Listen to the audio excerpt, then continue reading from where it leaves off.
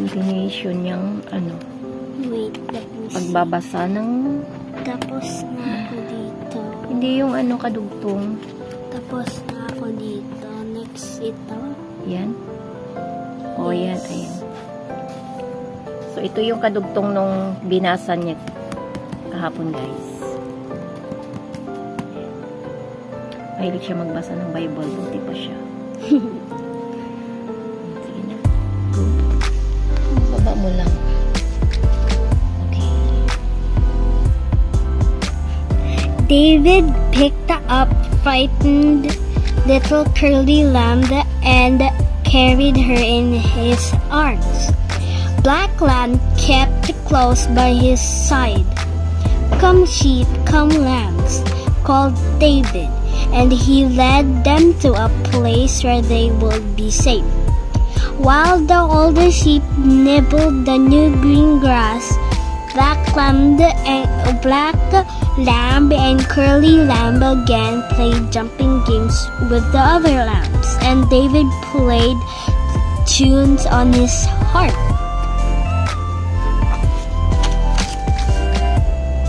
Now, while David was watching the sheep, Samuel the prophet made ready the feast. David's father was at the feast. David's brothers were at the feast. Before they sat down to eat, the prophet said to David's father, "Have your boys walk before me, one by one. Today, God will choose one of them for something very special."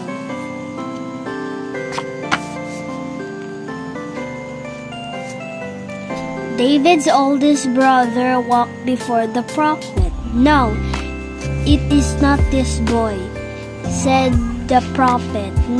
The next oldest brother walked before the prophet.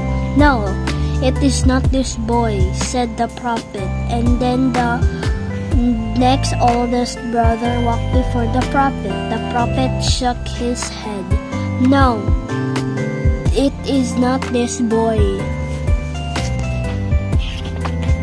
Oops. One by one, David's brothers walked before the prophet, but each time the prophet said, "No, it is not this boy." Then the prophet asked David's father, "Have you no other boys?" "Only the youngest boy. He is herding the sheep." Send and get him," said the prophet. David came running, his harp under his arm, his sling in his belt. His cheeks were red, the wind blew his hair. "Walk before the prophet," David said his father. David walked before the prophet. "This is the one," said the prophet. "This is the boy God chooses."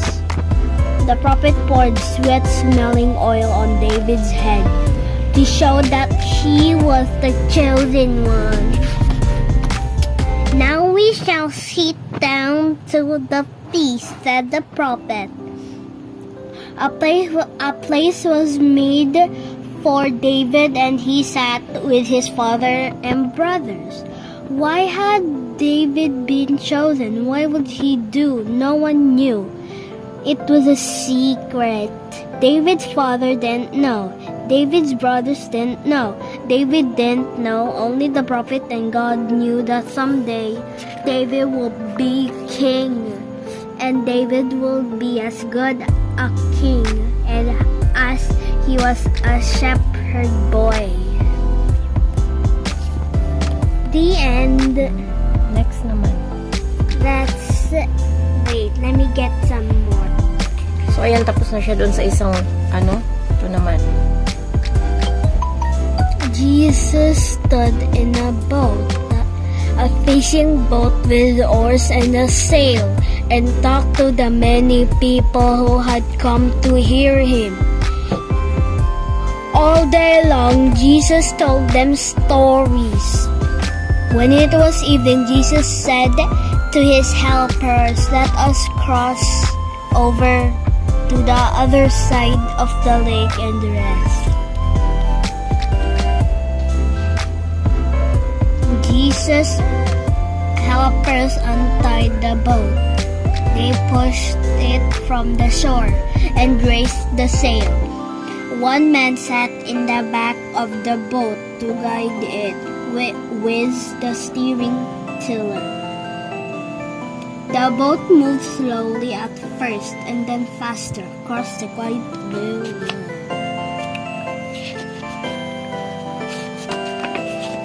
Around yellow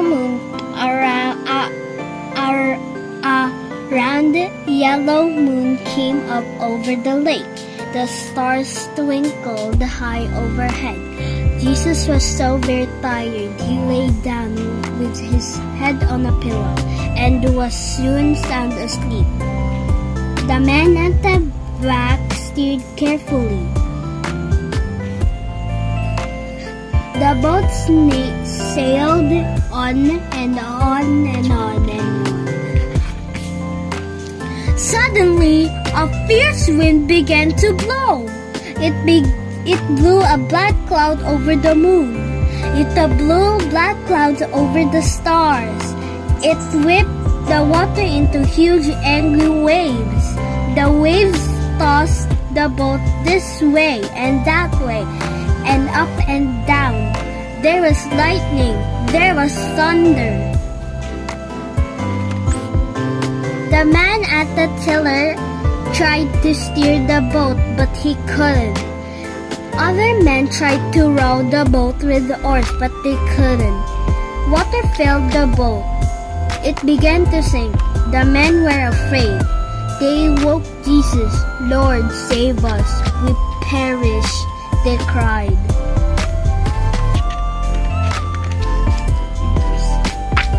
Jesus heard their cry for help. He felt the angry wind. He saw the lightning flash.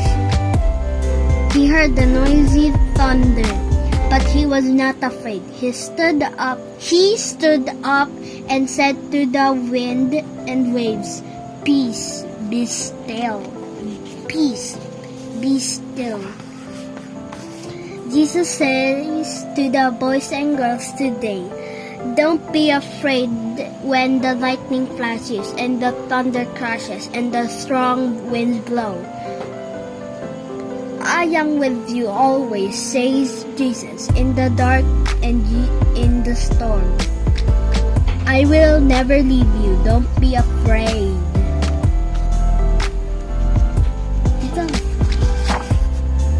Jesus' next story is this. Jesus and the children. Mark and Sarah were waiting with mother and baby Esther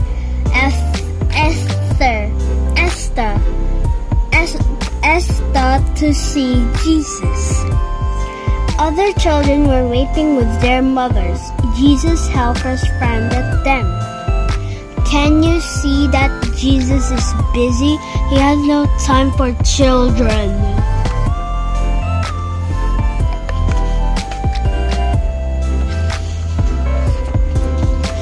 Mark and Sarah and mother with baby Esther turned slowly away. Mark hung his head and watched the dust of the path squish up between his brown toes. Sarah looked back at Jesus. A tear ran down her cheek.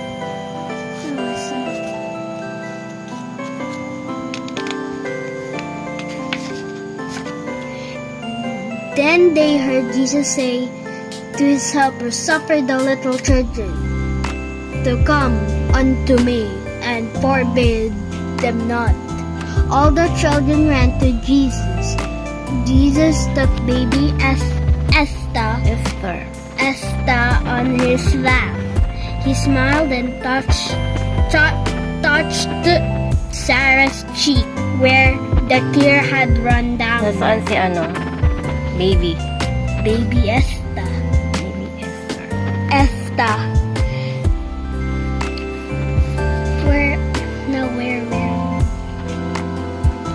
Where tear had run down. He put his hand on Mark's head. The children took turns standing close to Jesus. He told them stories. On the way home, Mark whistled a happy tune. Sarah skipped ahead, and then she waited and took Mother's hand. I wish you could see Jesus every day, she said. Maybe, said Mother. Maybe soon. Jesus will come to the temple.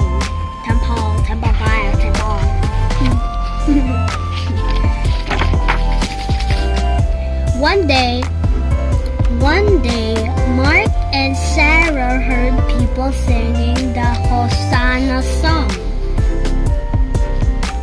They ran to see why the people were singing.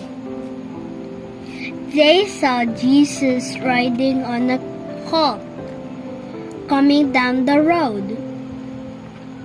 People were laying their coats on the road for him to ride over.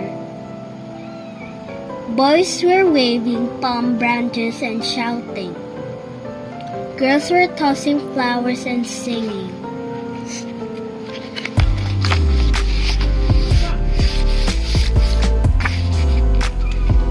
May we go with Jesus? Asked Mark. May we, said Sarah. Mark's father cut a palm branch for him, and Mother helped Sarah fill a basket with flowers. Mark waved his palm branch and shouted, Hosanna to the Son of David, Hosanna, Hosanna. Sarah tossed flower on the road and sang Hosanna, Hosanna. It was like a big parade. It made Jesus happy to hear the children shout and sing.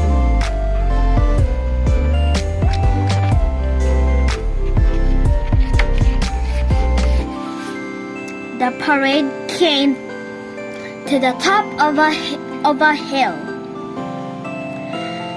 Jesus stopped the colt and looked down over the hill. The boys stopped waving their palm branches and looked. The girls stopped tossing flowers and looked. All the people stopped and looked down over the hill. What did they see down over the hill? What? They saw a brook. What's that? There was a brook down over the hill. A sing-along, laugh-along brook. But they were not looking at the brook. There was a city with a high stone wall down over the hill. But they were not looking at the city with the high stone wall. They were looking at the temple. The white marble temple.